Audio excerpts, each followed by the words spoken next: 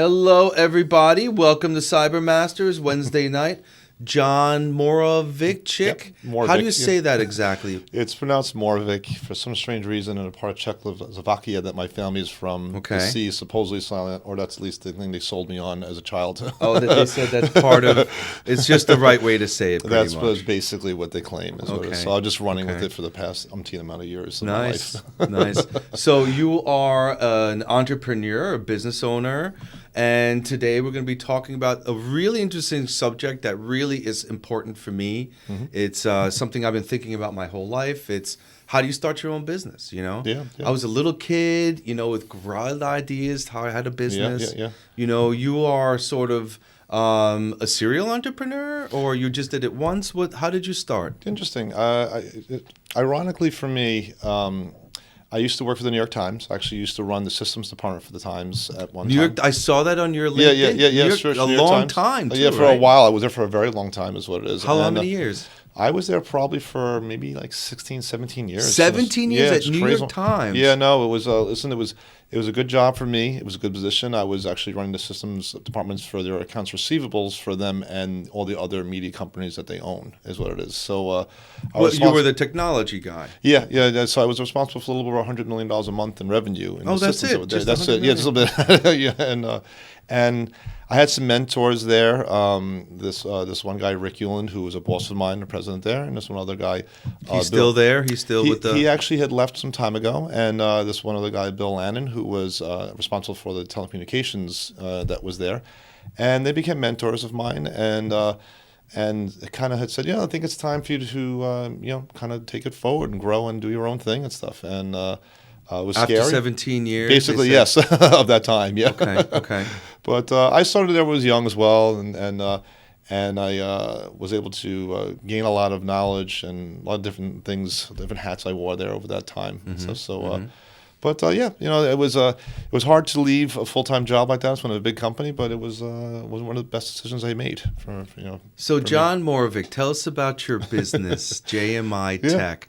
Was that the business you started right after you left New York Times after 16 years? I started consulting in the systems world is what it is. That exact company I did not start right after, but I was consulting, and I probably was really more consulting just under my name for a period of time. Okay, and like a 1099? Basic kind of thing, yeah. A couple of Gotcha. You dealt with your own taxes, basically, yes, all that. And what happened was that I just really was able to kind of gain a pretty decent amount of network from when I was working at the Times. And you mean you met a lot of contacts? People correct. Still wanted your help. Yeah, and I got to tell you, through some of the mentorships that I had, so people like Rick and Bill, I was just able to really get guided in a very good way, is what it is. And they supported you leaving and correct, going on your own. Yeah, no, and my family was very good about it as well and stuff. So it was the kind of thing that really, and I tell a lot of people, if mentorship can be a person you're just friends with, or someone that really just has your best interest in heart and wanted to see you succeed, is what it is. Well, how did you get your initial opportunities? I mean, everything starts with a sale, right? True, very true. So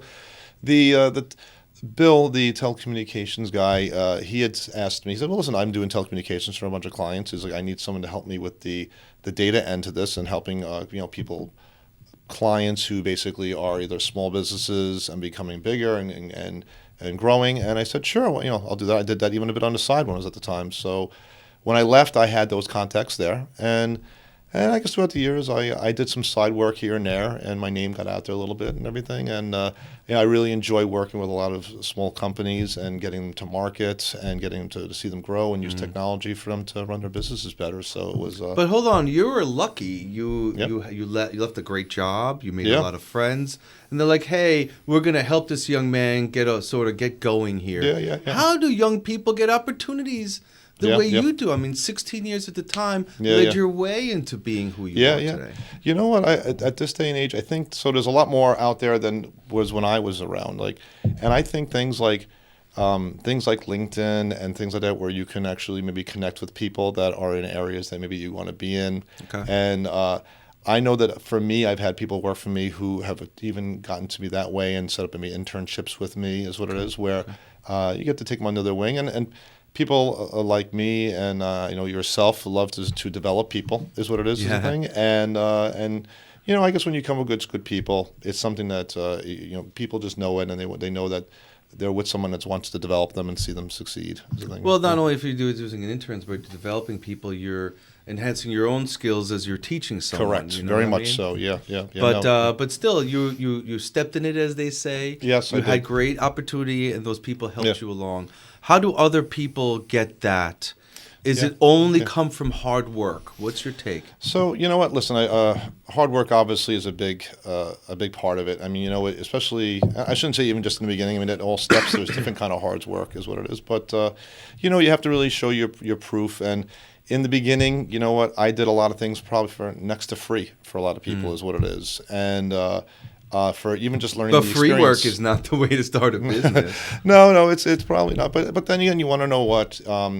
If you prove that You you're let good, them to see what you could do. do is what it is. Exactly. Yeah, if you prove yourself, a lot of people are willing to say, wow, this guy's done a lot for me here. There's always going to be the one people or two people that are going to try and take advantage of you and just kick you out from that. But Sure. For the most part, I think really people, they see that you've done good work for them and you've done it for either free or next to it. They're willing to actually go on a limb and actually give you work and actually pay you for your talents as well. So. But again, you were proving yourself over and over. You were out there, you tried a couple of things, and you were gaining traction because you were doing good work, right? Yeah. So is that what you were doing to gauge whether you were ready for a business? So, you know what I tell a lot of people is that you don't have to all of a sudden cut the cord and just one day stop working at a job and just do it on your own now. For me, and I think for most people, and I know a lot of people even currently, they'll have a full-time job and they'll have what's called a side hustle, is whatever that is the thing. The side hustle. Yeah, exactly. Hopefully it's legal. Yeah, well, it tends to be. It is, but usually boring when that comes. But like the reality is that and there are a lot of people that are still out there. They'll have maybe a daytime job and they're doing like an SBA, Amazon fulfillment thing on the side, or they're selling something on eBay, or they're doing some affiliate marketing thing, or whatever that it could be, while they're doing it, while they have their full-time job, and then they sort of hone in on their craft and they become better at what they do after time. So, and I get that to a certain degree as well. I mean, you're juggling. But it's a lot based of hours. on complete and utter interest in what you're working on. Right? Yeah, you have to listen. You have to have a passion for it. And I tell everyone that what they're doing is that you want to be practical about your passion. Is what it is. If you're passionate about something, unfortunately, it doesn't lead to any sort of income. It's very difficult. But I'm all about following your heart. But you have to be practical to some sense. Is what it is. And and you know what it's. A lot of hours doesn't seem like much when you're doing something where you feel it's a purpose of yourself. That's a good point. That's a good point. Yeah. When you really have purpose and you love what you do, time just flies. It truly does. You find the time to do things, and people don't realize that. Yeah. Well. I mean, look at it this way, right? So psychologically speaking, many people grow up and they saw their parents leave in the morning, come back at night. Yeah. That's the norm. Yeah. Instead of just making a deal and doing good work, you know what I'm saying? Yeah. So there's a psychological training that you have to kind of get paid per hour as opposed to counting on yourself and performing, Yeah. No, one thing I guess that breaking the mold of is that and I saw it at the times many times over, unfortunately, where some people feel like they're a part of a big company and they think that they are, I guess, quote, safe is what it is the thing.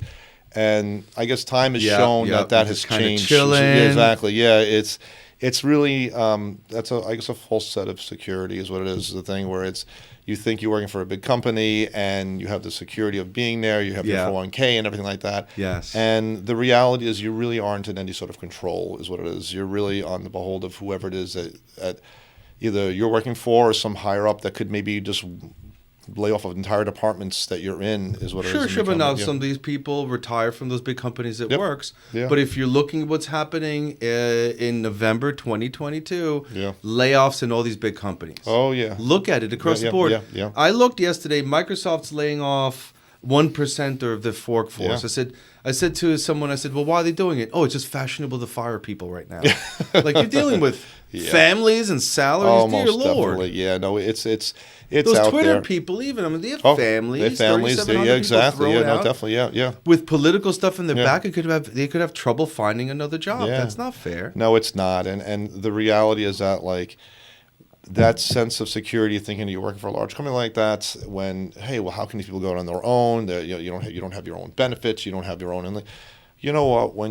I'll always bet on myself over someone else that has control over me any day of the week is what it is. The thing when I know I have more control over my destiny and I have a direct effect of what that is, yeah, I don't maybe have the security of something behind me, but I think that's for me and for anybody is a much better bet. Is what this is the thing. So, it's hard to get over that mindset to say, I'm on my own. I don't know how much is coming in the end of this month is what it is. I have to believe in myself and my skills to do that. But that sharpens you and makes you better. It's scary when you're riding your own purse and you got to wait for that money. Oh, it definitely does. But I tell you, something like that will make you so much better at what you do. And I kind of feel... Well, hold on. Let's talk about this for a second. Sure. I've had multiple businesses, some of them in my early 20s. I remember having over $150,000 out on the street. And that's when I had my first... real whatever anxiety attack. Yeah. And it took me a few weeks to get over it because I was able to overcome the anxiety attack of losing all of that money. I said, let me try it again. And I overcame the next anxiety attack. Yeah. But I would say if you want to be a business owner, you're going to have to be able to overcome multiple anxiety attacks Sure. be okay in another one. Right? Yeah. You know what? I mean, I've heard people say that being a business owner or entrepreneur is probably the best self-help that you will ever enter your life, is because you find out a lot about who you are. You find out a lot about the things that you need to improve about yourself, and then you double down on the things you're good at, is what it is, right? Is the thing. So like, how did you deal with it when all of a sudden you're overextended, and you're like, well, wait a minute. I could be working for somebody and sleep at night. Yeah, no, and listen, we all have our moments, and I think we maybe even will have them to this day, where it's like, wow, if I was to quantify all the time that I put into my business, and if I was to say I was doing that with a job, is what it is, I wouldn't nearly be having to struggle as much in the time that I'm doing work for, is what it is. But and listen, I've definitely had that where it's. When COVID happened, that was a big hit for me and a lot of clients that I work with. Really? A lot of. You were affected negatively by COVID? Yeah, because a lot of clients we've done a lot of work with a lot of aviation clients, and as you know, most, especially international airlines, were all grounded. Is what it is the thing. So that was a big deal. Is the thing. So true, man. And everything of that happened pretty much almost overnight. And within 1 week, everything shut down. Is what it is. And you do a lot of work at the airport. Yeah, exactly. Airlines. Yeah, sure. And a lot of other companies, but at that time especially, we did a lot of that. And the thing was that there was no planes. There was any international planes were all grounded for the most part, other than for I guess was essential materials. No one was flying to anywhere else outside of the country. Even domestic was barely anything as well. Now, you had contract holders that were holding back, or they weren't coming to the office. How did it play out for you? Well, it is. I had all of my staff was very good about being there for whenever I needed them. Of course, I wanted to be as accommodating to however they felt comfortable about doing work, is what it is. You were very flexible. Yeah, around their no. needs. Listen, you know what? It's the kind of thing that the people that work with me are people who are basically almost just like family to me at this point, was what it is, because like we were saying, people know it when you're real with them, or something to the fact that you care about them, obviously, is the thing. So, but you create a small family in your office. Exactly. Yeah, that's exactly what it is the thing. So that's very interesting. I just want to say that I'm a business owner because I don't have the ability of having a boss. I know a lot of people say that. I remember. Not that I'm combative, but I always challenged my employers and felt I could do it better than somewhat because I'm so annoying and over the top and everything. I just had to do it myself, man. Yeah. And thank God I found the partner who's just like me. Yeah, that's fantastic, what I mean? Right? Yeah. I mean, one thing that's and working with a bunch of clients as well is like. Eventually, a lot of them will make me offers to say, "Why don't you be either the CTO or CIO of our company?" And sometimes it's a very tempting offer, is what it is. But yeah, I started to think about it. I've now been doing this too long on my own. Is the thing now. It's all of a sudden have to really change gears for it. And listen, there are certain instances where maybe that would make sense, but it just hasn't been one for me as of yet. Is the thing. So hold on. I make a great employee because I was. An employee for 8 years when we met while I was in the government, and I was a fabulous employee. So I can play the part. And I think you have to know both parts. You have to be the employee, which you were, and then bring the best of that to your shop. Exactly. And it's one thing. It's one thing. It's hard. It's hard to step into an entrepreneurship role in something you don't know very little about. Is what it is. The thing, and not having. Did you have a lot of money when you started? Oh no, well, not at all. How much Yeah. money did you have in your bank account when you started? Oh wow, I'm probably just enough to float me over for maybe 2 months or so, or 3 months of paying my Everybody bills. thinks you need big money. I started Oh my no, no, yeah, business yeah. with $2,000 in the 90s. Yeah, yeah, no, something. So I could probably even, yeah, I definitely say I didn't see or remember having much money in there at all. Is Did what you it is. need an office? Not at all, not at all. No, I worked. Even to this day, we work mainly out of the clients' offices and helping them with their, with their space is what it is. Did you need a secretary? Not at all. Nothing at all. No, yeah. What were the essential things you needed to start a business? At that time, probably, especially having a cell phone is what it is. I mean, look, Okay, the phones you have now. communications. With phones now, you could run pretty much a company off of it. Is what it is. The thing, it's a phone just to contact people, email just to have, and maybe potentially you're creating your own domain. Even though I've seen people just using Google is what it is for email for things. And You know what you needed? Customers. yeah, well, that definitely you needed. Yeah. How'd you Yeah, get what you needed early? You know what? Again, I was lucky enough, and you know what? Sometimes I hate to use the word lucky because you want to know what it is. Is you make You your made own your luck. own That's luck. what it is, the kind of thing. Yeah. So it's But you yeah. gained enough trust for them to give you money for Correct. services. Yeah, correct. Yeah, and I was able to do that while I was working, and which was hard to do is the Mm-hmm. thing. But you know what? I guess you know what it is when you start looking for what do they call it, the reticular activator or something in your that you constantly once you're looking for it, it starts coming to you is what it is the thing, and you it's something that becomes a part of your mindset is what it is, and then without even knowing it, you're looking for clients. You're just talking about it. It's not even something that you're maybe actively doing. John, 90% of businesses fail in the first 2 years. Why didn't it happen for you? Why didn't you fail? I really think probably had a lot to do with the passion of how I did things, and I like it. Your passion prevented you from closing your doors? I guess I had good relationships with everyone that I built. You were business doing a with. good job. You were doing basically, yeah. quality work. Yeah, yeah, exactly. You know what? When people know that you care about their business and what you're doing, because it's how they feed their families as well.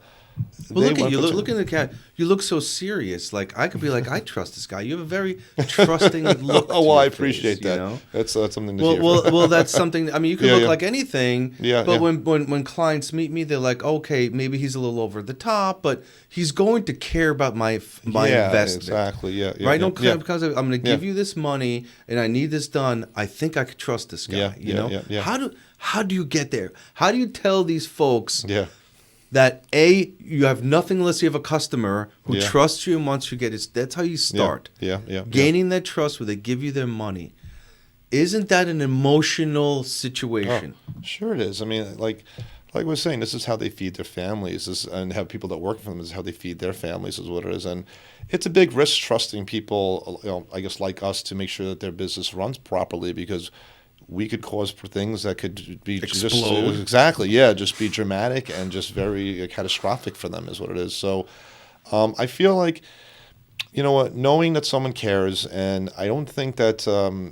People can try and fake it, but you have to be some full-blown sociopath to be able to pull that off. Is what it is. If you really care, people kind of feel it. Is what it is. And I think it was very, very, I guess, lucky in that aspect, and very grateful that that people were able to see that in me. That it was someone that actually cared about their business. And I mean, I have had clients, even still to this day, if someone, if their business goes down to 2 a.m.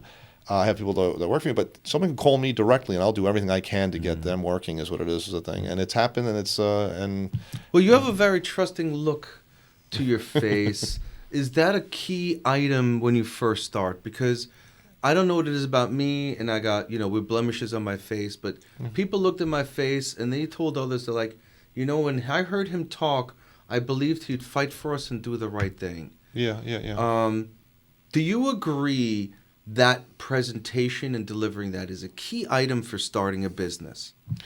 So I do, like in everything, right? Like you have to start somewhere, is what it is, and you have to see about, the first time you talk to somebody is maybe not going to be the best, is what it is, and maybe not even the second time, but eventually you start The to way learn. you act. Yeah, exactly. You start in basically ways that you communicate, start to build the skills of creating rapport with people, is what it is, the thing, and again. Are the you first- an actor? Are you acting like an actor? Well, you know what? I think that everyone's playing a role to a degree, is what it is, and you have to convey a series of.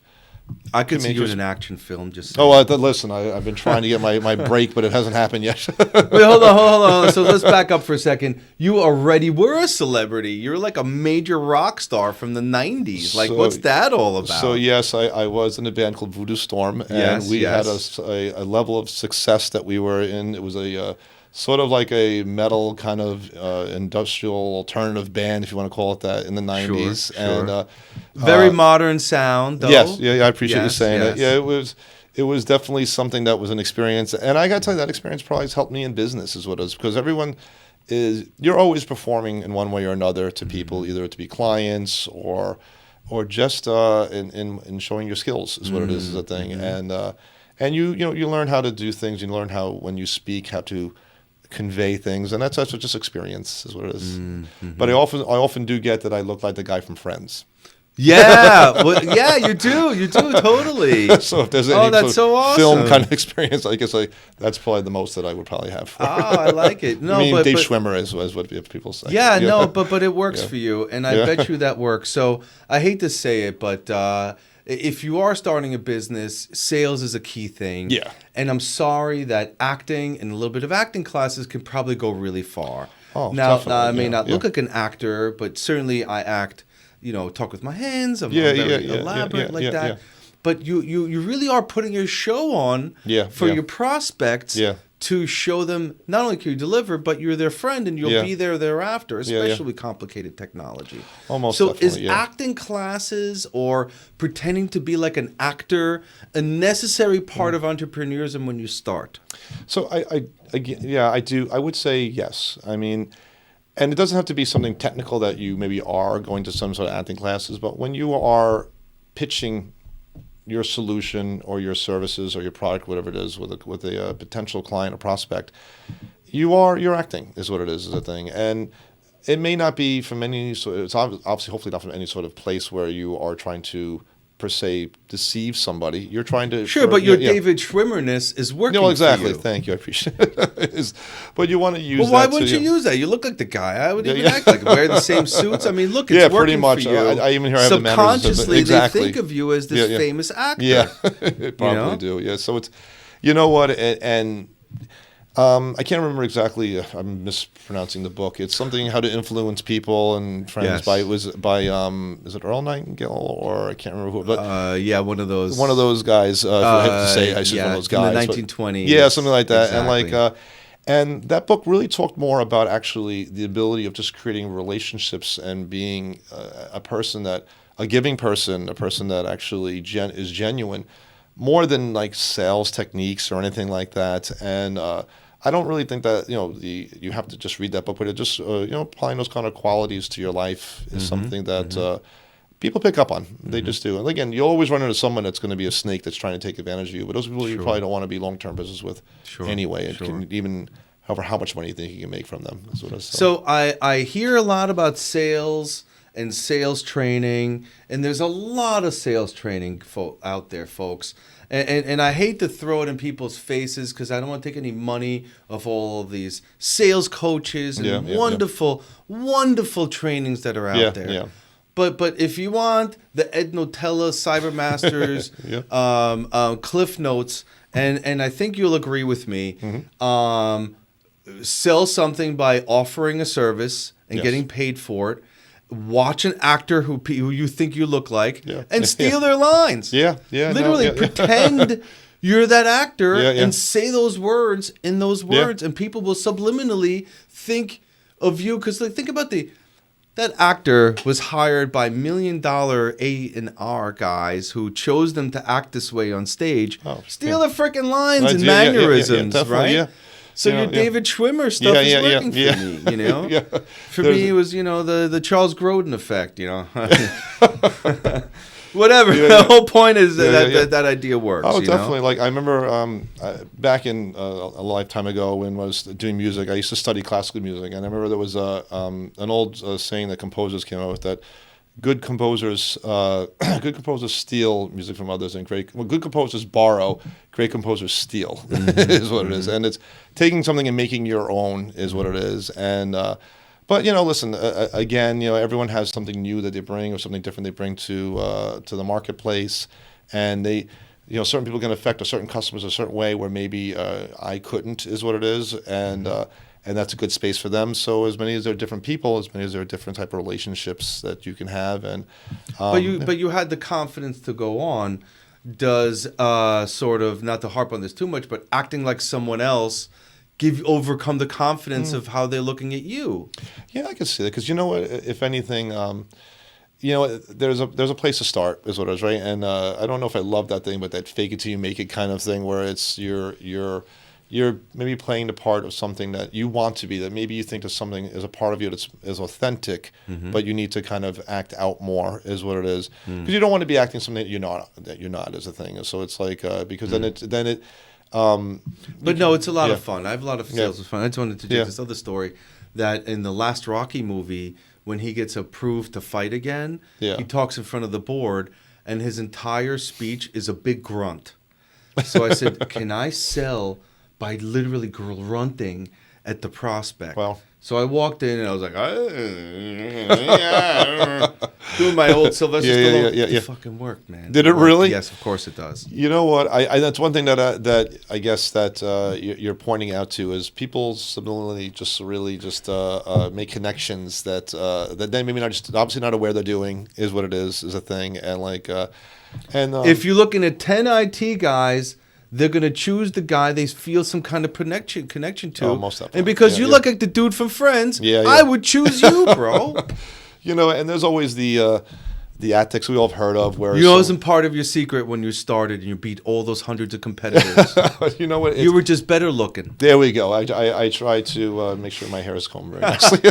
Well, you had long hair back in the day. Back in the day, I did. Yeah, those pretty long hair. Those were the good times, and they're gone before gone. But did you put stuff in your hair? Like, did you have like a whole girl thing going on? Yeah, no, it was just long and probably messier than it probably should have been. Nice. The thing, but nice. Do you miss the long hair?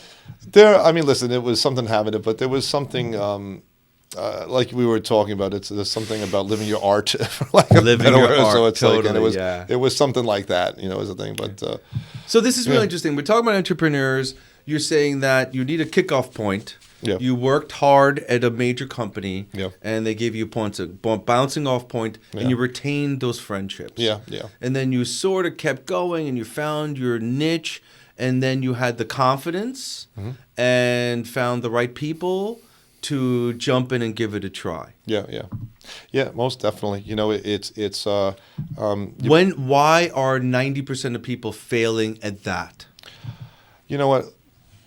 A lot of people don't really make a plan per se, or maybe a good one is what it is. Well, is a thing, and realize it's going to take a lot of work. Planning. It's going to take a lot of work. There's no way around it, and like you're going to have to put a decent amount of time to research as well to see are you going into something that there is a demand for, is what it is the thing, and you're going to have to go through what would be embarrassing times of doing something that it doesn't work, or people slamming a door in your face and things. A lot of people have egos that are sort of frail, and it's not something that they can really easily take, is the thing.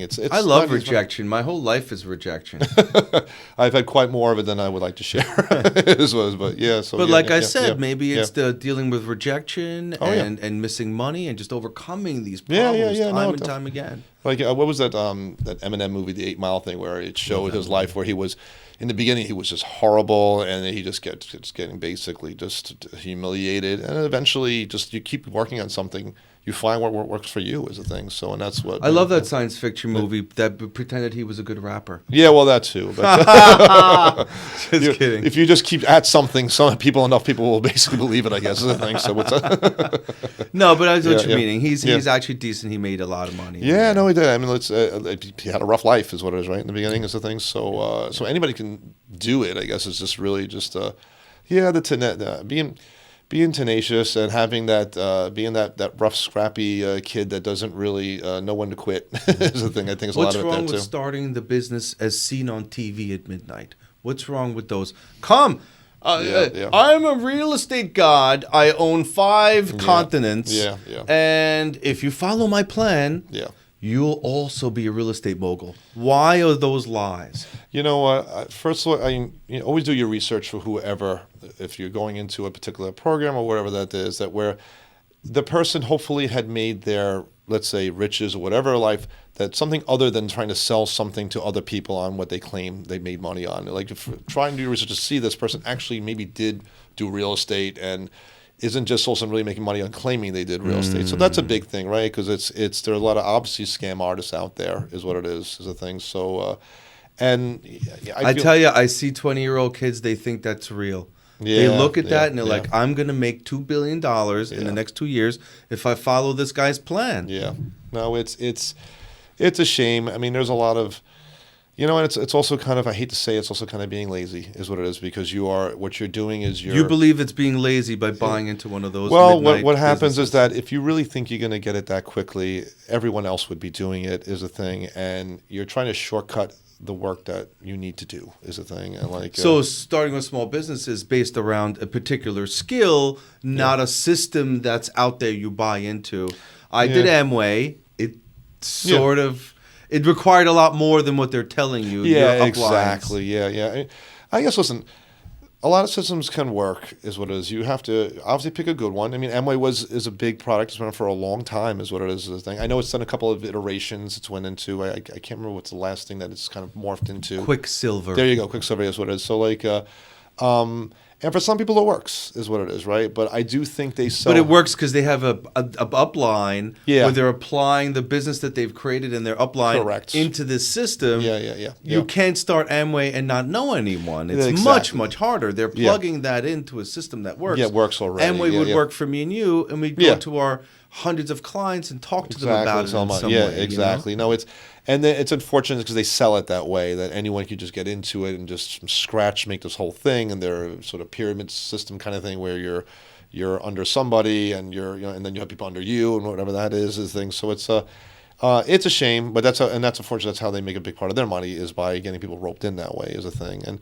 And they do have like you're saying, the occasional people who do make money, but they already have a network to go to is a thing. So and they could be doing any other product. Just the Amway and the vitamin thing. I mean, in the end, it has a lot of value to kind of be on regular vitamins or anything. Yeah. But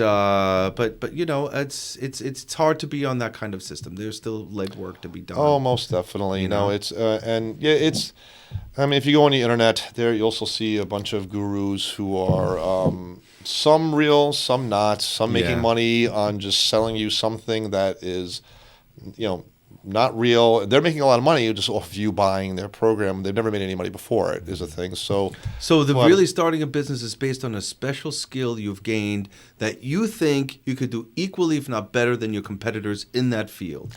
I believe so. And there's also the products thing. Maybe you've developed a product, and it's the same thing, right? Your product is maybe just better than some other competitor's product is what it is. How do you test whether that's real or not? You know what? In the product thing, I think it's harder, is what it is. Like, but in your service, how do you know you're doing it better than everybody else? Yeah, I feel like that's one of those things that you've got to do a ton of research to see what the competition is doing. Are you just overly confident about yourself because you're so good looking? Oh, well. I think that there is. You have to have some sort of inner belief about yourself, and it is.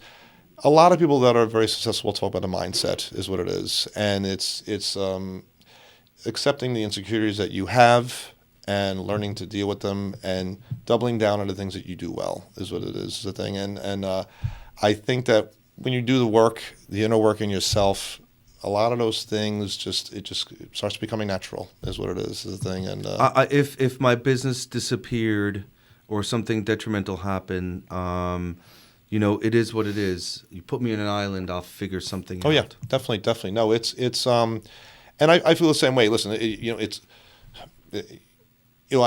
good to be humble as well as to know your limitations and realize that all of us have a lot of things that we have to be grateful for to get ourselves here is a thing. But I do believe that as well is a thing that like it's. I get a sense of overconfidence from you. Got to be honest. You sound very very confident.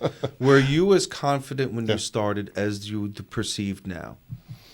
I would say definitely not as confident as I am now. I was confident because I was able to see it, and I was able to see myself doing it, is what it is. I had some good mentors, which helped out a lot, and that's why I tell people try and find some mentor, is what it is, and so that helped speed things up, is what it is. But You were lucky you had good mentors. Remember Karate Kid 3? What if you have a bad mentor? yeah, you saw that Silver. one? Yeah, Silver. yeah.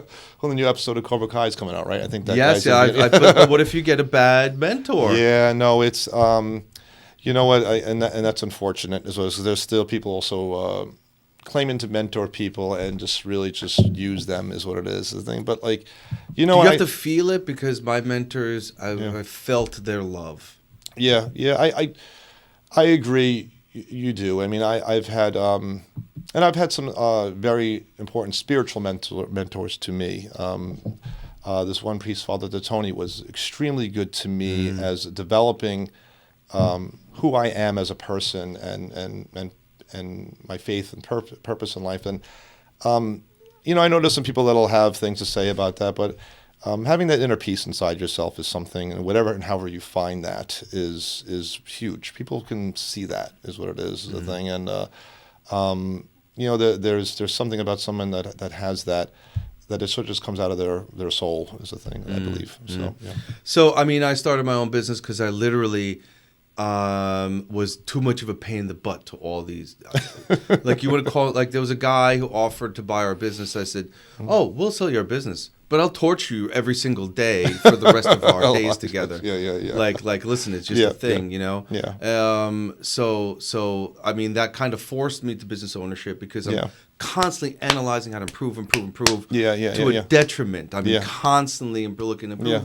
Well, I don't see everybody in their businesses doing that. So I'm like. Why am I here if I'm thinking about it more than you are? Yeah. Well, you know, that's the thing, right? And in your confidence, you can tell that you've done it, is what it is, right? You've made other I've been clients. a pain in the ass like this since I'm a little kid, bro. Well, and that's the thing. I mean, it just keeps building on itself, is what it is, right? Is the thing, and like, and for me, it's the kind of thing that we've been able to bring a number of companies to market. A number of companies sold for millions of dollars, is what it is, and we had a lot to do with it, is what it is. And the more you do that, the more that you feel, hey, listen, this isn't something that's so hard to do, is what it is. It's just the experience. I know that you zig here and zag there, is what it is a thing, and these aren't things that you could just shortcut, is what it is. I mean, they're things that can help you, but it's really not something that experience has to be there for, is what it is. So Let's talk about anxiety attacks. It doesn't sound like you've really been through them, but certainly many business owners, including myself, have been able to deal with the anxiety attacks. So you start a business, things are working, not working, you get the big deal, you're a year into it, and now you're just like, you've stepped in it and you have no choice but to go forward. Yeah. And in my case, I had laid out a lot of personal money and I just I had these great ideas. Yeah. Anxiety overtook me and really it was like a cloud was over me for a couple of days. And I realized there's no option. I must overcome. Yeah. And it didn't feel good. And I overcame that anxiety by myself, got the job done, got collected. Yeah. And said, you know what? I could do this again, man. Yep. You know what? I think we've all had our moments where it's you're just like, you're not sleeping, is what it is, because it's just like, wow, I have all these bills to pay. Yeah, it's not comfortable. It's not a comfortable thing to do. No, and like and it's hard to say, but I will say probably some of my best work has been under the hardest pressure, is what it is. Yeah. Where you sit there and say, I've got to somehow get out to tomorrow, and I've got to be able to create X, Y, Z for a couple of clients because I don't have a choice right now, is what it is. Yeah. It seems to happen. There are other things seem to kind of push to the side and melt away when you need and have to do that, is what it is. And it's Now you started in New York State, right? Your business is in New York based. Yeah, sure. Do you find it's different starting a business in another part of the region? Easier or harder or the same? So from what I know, I believe is that it's definitely a much more competitive market here, is what it is, right? So there's a lot of business here, but there's a lot of competition here, is what it is. New York has a little bit of a vibe that other places don't have, as far as a lot of people are more closed, is what it is. Everyone thinks you're trying to scam them, is what it is the thing. So that's a difficult thing to get past. In other states, I definitely see less of that, more of a trusting thing. And I feel that even when you're just traveling and you're there, people are much more open and nicer, and that translates into business as well. So You know what? I mean, I would say it's more difficult here, is what it is. I just would. I mean, even though there's more business, I just feel that the people who are so closed and feel that they have to be protective is not something as I feel as much here, or I feel just much more here than any other place, is what it is. So, what about yourself? What do you think? Interesting. I'm not really sure. I think about it a lot, Yeah. which way it is. So in New York, you have a county-based government. Louisiana, you have something called the parish-based government, a French-based government. And the laws are slightly different at how you operate and get things going. But I find it easier. So there's two schools of thought. I find it easier to jump into a mature market and find your place, like you and I did. Yeah. I find it harder to jump into a market that's not there yet. Okay. And I guess my whole life I've done that. I've jumped into a mature market and found my place and expanded outward. Yeah. And beat my competition by doing it just slightly better. Yeah. It's more risky to jump into an immature market and try to be the leader, don't you think? I get that. Yeah, it's if you're offering a service that some clients aren't really seeing much out there, yes, it's going to seem something it's maybe a little foreign to them, is what it is. I guess I just feel maybe in what we do a bit that the internet has educated enough people in different parts of the world that it's not as foreign as it was maybe 10 or 15 years ago, is what it is. Things. So, but I hear what you're saying. People are more in some ways out here because they're used to doing what would probably just see as bigger business, in spending more money in this area, where in some maybe they wouldn't. But I just still feel people are just very closed here. They're very, just people in New York, there's a bitterness around them. But you and I overcame that. Yeah. And I will agree with you by saying that, and I think you're saying this, that you need to be confident and be able to sell if you're going to start anything. Oh, definitely. Yeah, you have to if have. If you can't sell, yeah. or you think salesmen are sleazy people, forget it. You don't belong as a business owner. No. You know what? I totally agree. You have to be able to have the ability to build rapport with people, and that's how you sell, is the thing. Listen, everyone's come to the used cars salesman lot, and that slimy person is coming up to you, and they just could care less about you. They just want to sell, is the thing. And I feel that, you know what? Obviously, you don't have to be that, is a thing, and it's something that. So we're sales guys. Yeah, exactly. I'm a little sleazy, I guess. Oh, not at all. But no. I mean, as salespeople, we're solution providers. They come talk to us. We're comprehensive. Yeah. I don't really sell. We talk about technology, and then something pops out of it. If I can help them. Oh, definitely. Same here. It's really it's about offering solutions and really making it a conversation, and not that you shouldn't ask for the sale, because that is if you don't do that, then you're not showing confidence in what you do and what your product or solution is. But it's not something that you're just starting with and you're just trying to ram it down somebody's throat. You're trying to have a conversation with them and build, I guess, rapport, like I was saying, and showing. What do you say at the end there, waiting for the sale? What approach do you take? I want to talk about, hey, I'm asking for the sale approach. Yeah. What's yours? Well, you know what? I mean, I tend to usually say, well, listen, we offer X, Y, and Z solutions, is what it is. We can do anything. We can do things in streamlining your business, making things more automated. And listen, I would love to have your business, is what it is. And it's something that I think we could grow together as partners, is what it is the thing. Because I really have them view us as being a partner with them, is what it is. And it really, because it is the truth. It's just the way it is. That it's something that people will say, well, this guy's a partner with me. He's really actually trying to make it grow, because the more I grow, then he grows. And that's how it's been for all our clients, is the thing. So I completely agree with that. And I do the same thing. But so it comes down to, let's say, the last 2 minutes. Oh, yeah. Let's say the final, the final 120 seconds, right? Yeah. So you and the prospect have a rapport. It's ready to go, right? The estimate's been talked about. You're ready to go. He's smiling. You're smiling. Do you begin to justify yourself again? Or this is what I do? Yeah. Because the sale's been made. Yeah, you could always. All he has to say is send me the invoice. Some people kill their sale, man. Yeah, you could always just basically oversell and just talk yourself out of something. Is what Happens it is. More often than not. It does. Yeah, you know what? Sometimes people have a hard time stopping. is what it is, and we've all been guilty of it, is what it is, that you're on fire and you're going and there's no stopping you, is what it is. So we've all had that. I've definitely been guilty of it. And it's the skill to know to say, I got to shut up now. Yeah, is the yeah, thing. So yeah. Well, that's because for me, I just, what else is there to say? I've made the sale for you. Okay, where do you want me to send the invoice? Yeah. That's a good point. Yeah, exactly. That's a good one. Okay, That's really good. Yeah. About it. I tend to see a lot of people trying to sell, oversell themselves into a dark pit, and they're like, I don't understand. Sales is so hard. No, shut your mouth and don't close your own sale. Yeah.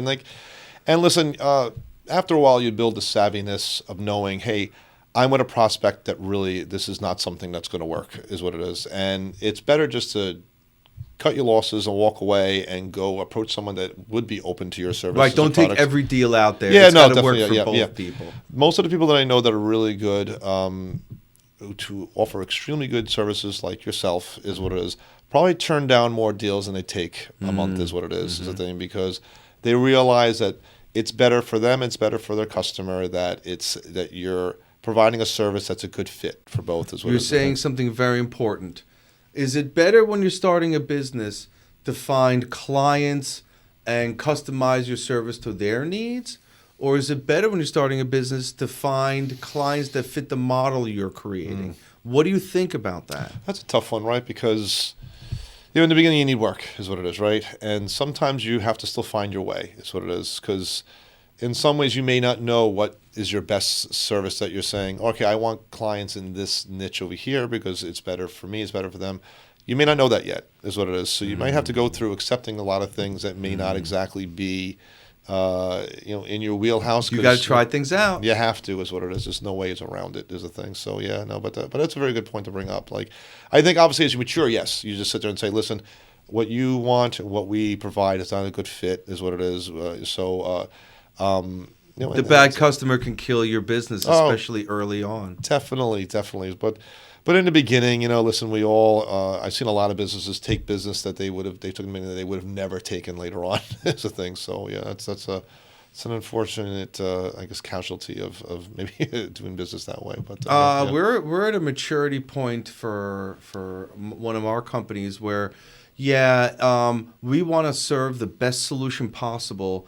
And we have found that finding clients to fit into our cookie cutter almost guarantees success. Yes. And if we interview during discovery and they really don't see that angle, then they're never going to be truly happy getting our solution. Yeah. You have to find the customer that fits your model the best. Otherwise, it'll never be a true fit. It'll all be retrofit, if you will. Totally agree. And it's something that's, and sometimes it's a hard conversation, right? Like I had, when I was at the New York Times, I was part of a team that we were implementing a large ERP program called SAP, is what it is, right? Boy. And and it's a strange program where they built the software to sit there and say, listen, you may do business this way, but you have to fit your business to our software because then you'll be doing business better, is what it is. And you say, well, wait a second, I've grown this business doing this like this. And their sales pitch is like, well, if it doesn't work within our software, then your business is not only cannot work on software, but you're probably not doing business the right way, is what it is. And so it's trying to also, if you want to say gingerly, telling some clients, hey, listen, we find that doing things this way for what you're doing in this area over here actually would be more productive and would be something that would be better business for you. To sell them on that is what it is the thing, because a lot of times maybe the fit is the problem is because they are just doing things in an effective way is the thing. So standardization is weird. And again, to bring it up, we're in an unlicensed industry. So an 11-year-old could set up a whole network. They could get hacked and all their stuff stolen, and there's no recourse whatsoever. So, there's 10 ways to do things in our industry. Oh, most definitely, How does a business owner, let's say you're a technician, you want to start your own business. How do they convince that business owner to give them a try? What do you imagine? You're a brand new business owner today. You're a technician for 14 years. And now you want to break out. What would you say to that technician out there?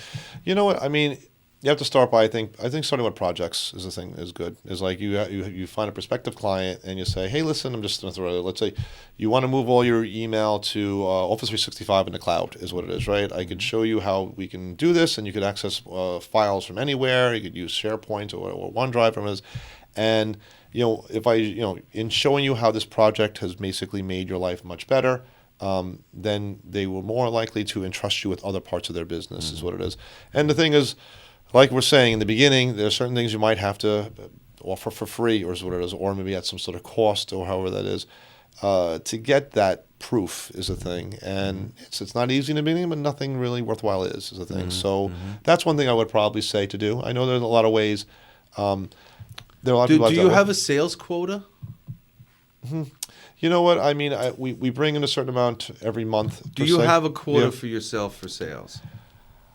I probably do not, and that's a metric that I probably should, is what it is. Hold on. Half of my business has a sales quota, me and my accounting. Yeah. But the technical people, they don't. And it's a rule in our business that the technical solution takes lead over everything else. Sure, yeah. Because we're not chasing a sales quota, yeah, I feel confident we have the ability of delivering the right solution. Yeah. It's better sometimes to have a vendor who doesn't have that sales quota. Yeah. Listen, you know what it is that, like, there are times where, hey, listen, you want to keep obviously selling. Of course, and you're staying in business while you don't have a sales quota. Yeah, exactly. You have to say that, of course. But the thing is that, like, you want to make sure that you're giving good quality is what it is for your existing customers is the thing. And don't let the sales quota override that. Exactly is what it is, because you know what it is that we're charged more for your business or something. Yeah, because that's a slippery slope that people start picking up on really easily, that all you care is just about selling them more software, selling them more hardware, and it becomes something that the quality of the service that you're providing is hurting. We already have our vendors doing that to our customers. Microsoft, Cisco. Yeah. You don't want to add to that if you want. Oh, definitely. No, it's you know what I believe that we offer and you offer is a very white glove service for these clients, to show them that it's we're really doing things to help you grow is what it is the thing. And if you are just in a mindset of selling, you're not going to come across that way or care enough about that to do. How do prospects during an interview know you're the quality guy and they're chasing a sales quota?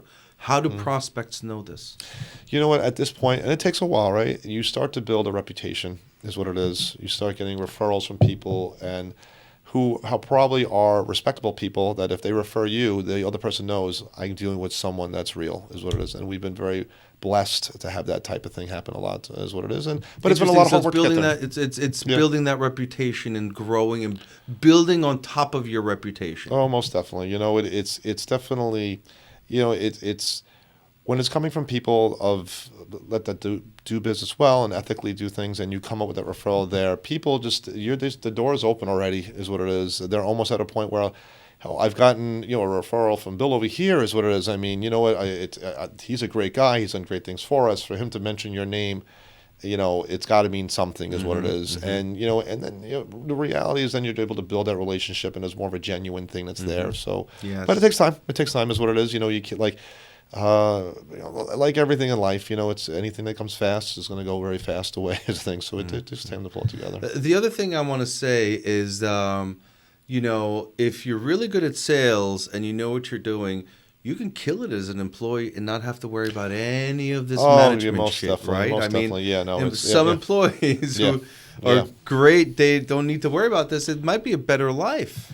You know what? I will say this, and as you know, running your own business isn't easy is a thing. I mean, like, there are a lot of responsibilities that people don't realize that are there is what it is. And, if you are good at sales, maybe, when you're in sales for a company, in a weird way, you're a quasi-employee, but in business for yourself, because what you eat is what you kill is what it is the thing. And you are out there selling and bringing business in is a thing. And you're doing that without having to have, I have to have benefits for this. I have to pay taxes over here. Everything is handled for you on that end, and that's a big part of owning a business. Once things start growing, where it becomes, it can become a big headache, is what it is, and a lot of time and money. We had a situation recently where an old accounting firm we dealt with screwed something up. You think the IRS cares? It's your fault. Yeah, and exactly. we had no idea Yeah, because yeah, we're yeah, not yeah. accountants, Yeah, you know? yeah. No, that thing, nightmares like that happen all the time, is what it is. And Out of yeah, left field, man. Out yeah, of left yeah, field. yeah. No, I've seen it, or they thought a particular insurance covered something that it didn't is a Yes. thing, and it's a, and that hurts. It hurts a lot, is the thing. Why So, do you continue and not go to work for somebody? Both of us Yeah, yeah. perceivably could make slightly more money working for somebody at this point. Yeah, no, and and I've gotten offers, and I'm sure you've got plenty of them. Is what it is a thing. You know what? It's again. I really think in life, as the most as you can, if you have more control over your destiny, you will live a better life, and that's to me is what it is. Like I'm confident that I can create I'm confident that I can mother an area where everyone can thrive. Yeah, yeah. And I feel like I'm good at being that way. I'm a little silly and weird, but I enjoy it, and I'm glad people thrive from it. I believe I can mother a situation of a location where everybody thrives and everyone wins. And maybe it sounds a little egotistical. I don't feel egotistical. I feel pride in being able to do that. Yeah. And it's not simple. Yeah. No, listen, I mean, when you have done the work and you have done all the experience and research for it, it's not egotistical. You've done it. You have the confidence in yourself because of the skills people you've made. think it's mad egotistical, bro.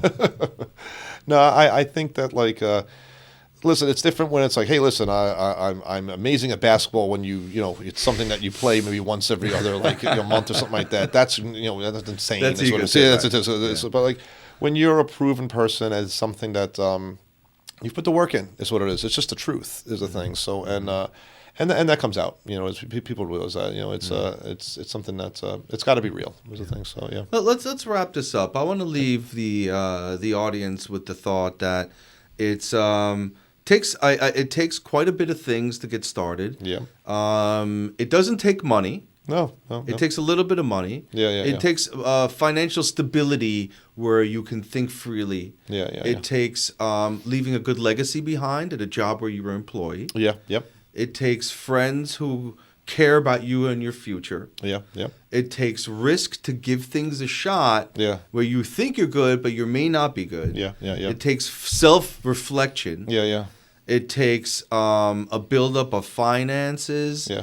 To do big projects and go to the next level. Yeah. And that's when you hit these scary moments where you could be out of money or hit an IRS problem or something unexpected happens. Yeah. And it's all on your shoulders. Yeah. Yep.